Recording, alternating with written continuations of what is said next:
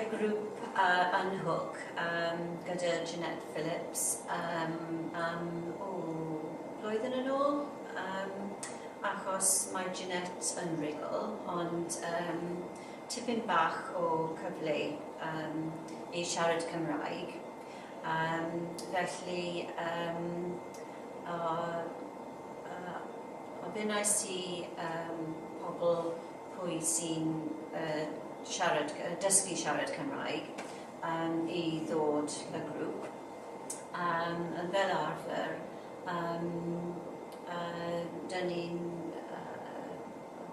cael 10 pobl, pob lefel, mynediad i Rhaenus.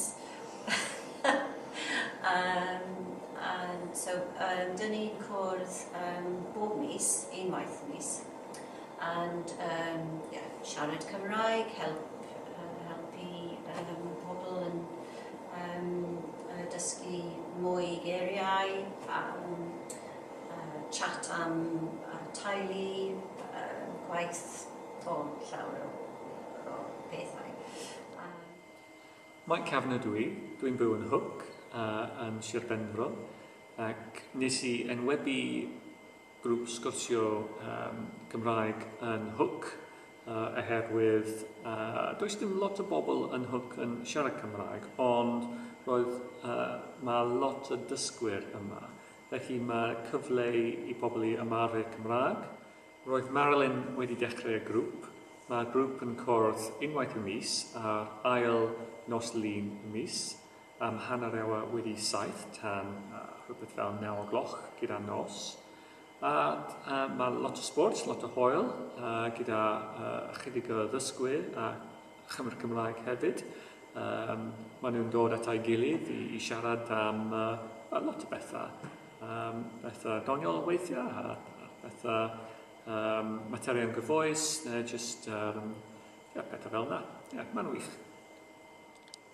Y peth gorau ydy yr cyfle i ymarfer yn Gymraeg gyda'r pobl gyfeillgar, a hefyd pobl sy'n siarad Cymraeg yn well o lawer na fi, pobl fel Cymru Cymraeg ac dysgwyr hefyd.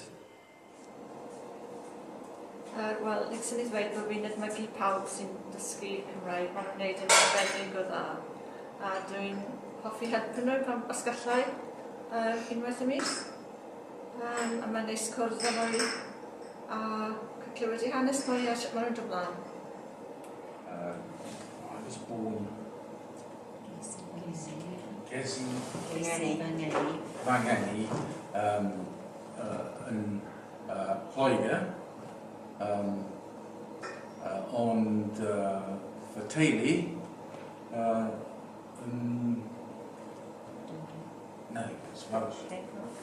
is from Cymru.